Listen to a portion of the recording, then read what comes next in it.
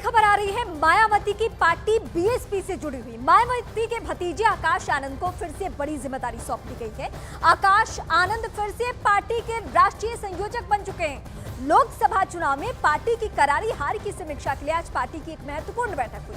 बैठक के दौरान आकाश आनंद ने मायावती के पैर छुए, जिसके बाद उन्होंने अपने भतीजे के सिर पर हाथ रख दिया, आशीर्वाद दे दिया। बड़ी खबर ये मिल रही है, आकाश आनंद को उत्तराधिकारी भी बना दिया गया है। इसके अलावा आकाश यूपी उत्तराखंड चुनाव के लिए स्टार प्रचारक, यानी यहाँ जो उपचुनाव होना है उसके लिए स्टार प्रचारक बनाए गए हैं। आकाश आनंद को फिर बड़ी जिम्मेदारी देने से साफ है मायावती ने अपने भतीजे पर एक बार फिर से दांव लगाने की रणनीति तैयार की है। वैसे बीच चुनाव में उन्हें राष्ट्रीय संयोजक के पद से हटा दिया गया था। इसके बाद कई कयास सामने आ गए थे। इसके अलावा अपडेट ये भी है कि बहुजन समाज पार्टी सभी विधानसभा उपचुनाव लड़ने वाली है। आकाश आनंद ही वो चेहरा है जिस पर मायावती भरोसा करती हैं। उनके भतीजे भी हैं। मैं सीधे अपने सहयोगी नीरज का रुख करूंगी। नीरज, ये पहले से ही तय था, एक स्ट्रैटेजी के तहत थी, जिसकी बहुत बड़ी बातें खुलकर कह भी नहीं सकते दर्शकों के सामने। एक स्ट्रैटेजी के तहत ही मायावती ने बीच चुनावी माहौल में किनारा किया था 2024 में, लेकिन अब उन्होंने अपने उन कैडर को खुश करने के लिए, उस जनाधार को खुश करने के लिए जो आकाश आनंद को अपना भविष्य मानते हैं, फिर से पार्टी में उसी प्रमुख भूमिका में ले लिया।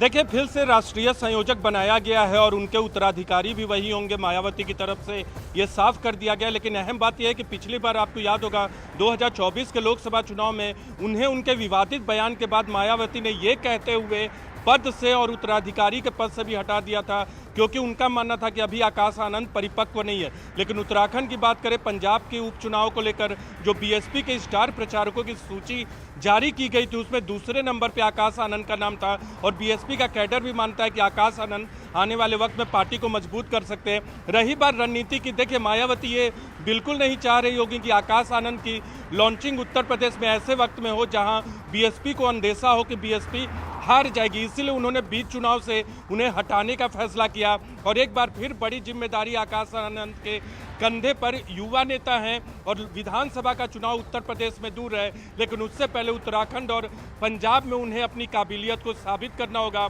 चुनाव प्रचार करना होगा, क्योंकि स्टार प्रचारक भी हैं। और उत्तर प्रदेश में आपके पास 3 साल का वक्त है, वहाँ अपनी ज़मीन को मजबूत कीजिए। मायावती के जेहन में ये बात भी ज़रूर होगा रीमा की 2017 में 2027 में जब यूपी में अगले विधानसभा के चुनाव होंगे, तब के लिए 3 साल का वक्त, और इतना वक्त काफ़ी है कि आकाश आनंद को पूरी तरह से उत्तर प्रदेश में मजबूती से लॉन्च किया जाए अगले विधानसभा चुनाव में।